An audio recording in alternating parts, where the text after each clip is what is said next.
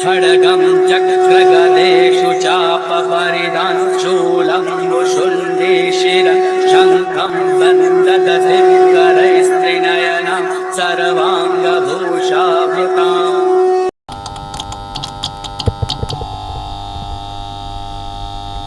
Recently एक CNN TV news interview में former US president Barack Obama को invite किया गया, जहां इंटरव्यूअर क्रिस्टीन एमनपॉर्न ने ओबामा से पूछा कि प्रेसिडेंट जो बाइडेन ने चाइना के प्रेसिडेंट शी जिनपिंग को डिक्टेटर कहा। चाइना को टैकल करने के लिए इंडियन पीएम मोदी के साथ trade, informative, security and other sectors में डील कर रहे हैं। तो मिस्टर बराक ओबामा, आप बताइए कि यूएसए को चाइना एंड इंडिया के लीडर्स के साथ किस तरह बातचीत करनी चाहिए और किस तरह एंगेज होना चाहिए। इस पर ओबामा ने इंडिया पर कमेंट करते हुए कहा कि अगर मेरी बात पीएम मोदी जी से होती है तो मैं उनसे बात करूंगा कि इंडिया में मुस्लिम माइनॉरिटी को प्रॉपर राइट नहीं मिलेंगे तो इंडिया में इंटरनल कॉन्फ्लिक्ट बढ़ सकता है एंड इंडिया में पुल अपार्ट। दैट मीन्स इंडिया का फिर से पार्टीशन जैसे 1947 में हुआ था। अब ये सुनकर मेरा जो रिएक्शन था वो कुछ ऐसा था। इन भाई साहब का प्यार मुस्लिम्स के लिए ऐसा है जैसे ओवैसी का प्यार बीजेपी और आरएसएस के लिए। मैं नहीं मानता। इन भाई साहब को मुस्लिम्स की इतनी चिंता है कि इन्होंने अपनी प्रेसिडेंसी में सबसे ज्यादा नियरली 20,000 बॉम्ब मुस्लिम कंट्रीज पर गिराए हैं। भाई ये कैसा प्यार है? यही नहीं, अभी और सुनिए। कई जर्नलिस्ट का ये तक का कहना है कि अगर ओबामा हर एक इनोसेंट सिविलियन की डेथ के लिए माफी मांगे तो उन्हें 3 साल लग जाएंगे माफी मांगने में।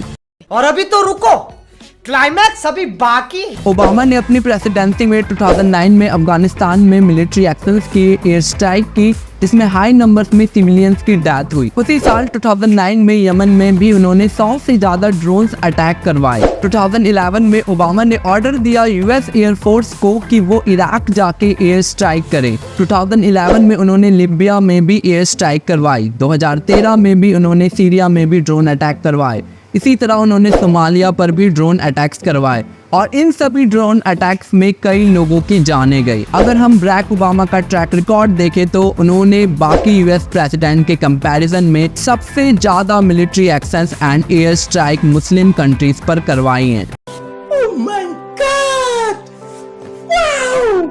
और मजे की बात तो यह है कि 2009 में उन्हें वर्ल्ड पीस के लिए नोबेल पीस प्राइज से सम्मानित किया गया और उसी साल वो मुस्लिम कंट्री पर बॉम्ब्स अटैक करवा रहे थे।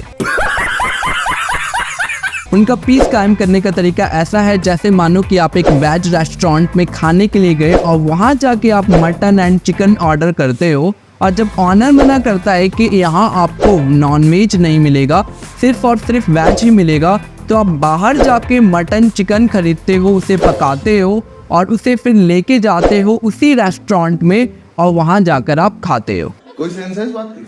अगर हम बात करें इन सभी कंट्रीज की जिन पर ओबामा ने पीस इस्टेब्लिश करने के लिए बॉम्ब्स अटैक करवाए, तो आज भी इन सभी कंट्रीज में स्टेबिलिटी, हार्मनी एंड पीस का नाम दूर दूर तक नहीं है। आज भी ये कंट्रीज अनस्टेबल हैं। यहाँ के लोग आज भी टेरर एंड पॉवर्टी फेस कर रहे हैं। अगर हम बात करें ओबामा के माइंडसेट की तो उसके लिए हमें जाना होगा 2022 में। लास्ट ईयर 2022 में स्लोवाकिया में हुए ग्लोबल समिट में हमारे देश के external affairs minister S Jaishankar ने कहा था कि Europe's problems are the world's problems, but the world's problems are not Europe's problems. सो इसी तरह का माइंडसेट ओबामा का भी रहा है। पर आप सोच रहे होंगे कि मैं इस बारे में क्यों बात कर रहा हूँ, क्योंकि जब ओबामा से पूछा गया कि आपने क्यों इतने सारे मुस्लिम कंट्री पर अटैक करवाए तो उनका आंसर था टू काउंटर दैट टेररिज्म। ये सब दोगलापन है, मैं तेरा दोगलापन उतारता हूँ। लेकिन जब 2015 में चार्ली हेब्डो मैगजीन के ऑफिस में टेररिस्ट घुसते हैं और वहां पर काम करने वाले 7 स्टाफ मेंबर्स को टेररिस्ट जान से मार देते हैं, तो इसके रिस्पांस में दुनिया भर से 47 लीडर्स एकजुट होकर इसकी निंदा करते हैं। पर प्रेसिडेंट ओबामा, जो अपने आप को वर्ल्ड ग्लोबल लीडर कहते हैं, उन्होंने इसका कोई रिस्पांस नहीं दिया। और जब पेरिस के कोस्टल मार्केट में टेररिस्ट ने 4 ज्यूस को टारगेट करके मारा, तब ओबामा ने ये स्टेटमेंट दी कि ये टेररिस्ट नहीं बल्कि कट्टरपंथी थे जो रैंडमली लोगों को मार रहे थे। ये तो 4 ज्यूस गलती से इनके रास्ते में आ गए। हिपोक्रेसी की भी सीमा होती है। सो ओबामा की ये स्टेटमेंट कि उन्हें लगता है कि इंडिया में मुस्लिम्स को प्रॉपर राइट नहीं मिल रहे तो इंडिया में पुल आउट, इसे देखकर ऐसा लगता है कि ओबामा को इंडिया की काफी चिंता है। पर क्या सच में उन्हें इंडिया की चिंता है? Does he really care about India? तो इसका आंसर है नहीं। ओबामा ने अपनी प्रेसिडेंसी में इंडिया को कभी सीरियसली लिया ही नहीं। उन्होंने इंडिया को एक एलाय तो छोड़े एक इम्पोर्टेंट पार्टनर ही नहीं समझा। उन्होंने क्वाड ग्रुप, जिसका इंडिया भी मेंबर है, उसको शट डाउन कर रखा था। पीएम मोदी ने कई बार ओबामा से बोला कि हमें क्वाड की मीटिंग कर लेनी चाहिए, पर हर बार उन्होंने इसको इग्नोर किया। उनका क्वाड में शुरू से कोई इंटरेस्ट नहीं था, लेकिन वो चाइना के साथ G2 ग्रुप बनाने में इंटरेस्टेड थे, जिसमें उनका विश्वास था कि अटलांटिक रीजन को यूएसए कंट्रोल करे और एशिया रीजन को चाइना कंट्रोल करे। पर चाइना का मकसद सिर्फ एशिया नहीं बल्कि यूएसए को रिप्लेस करके पूरे वर्ल्ड पर राज करना था, और अभी भी है। और G2 बनाने का सपना ओबामा का मानो चूर चूर हो गया हो।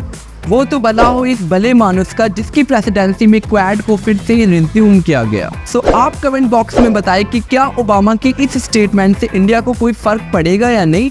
अगर पड़ेगा तो उसका क्या इम्पैक्ट हो सकता है इंडिया पर। इसी के साथ हम फिर मिलते हैं एक अगली वीडियो में। राधे राधे।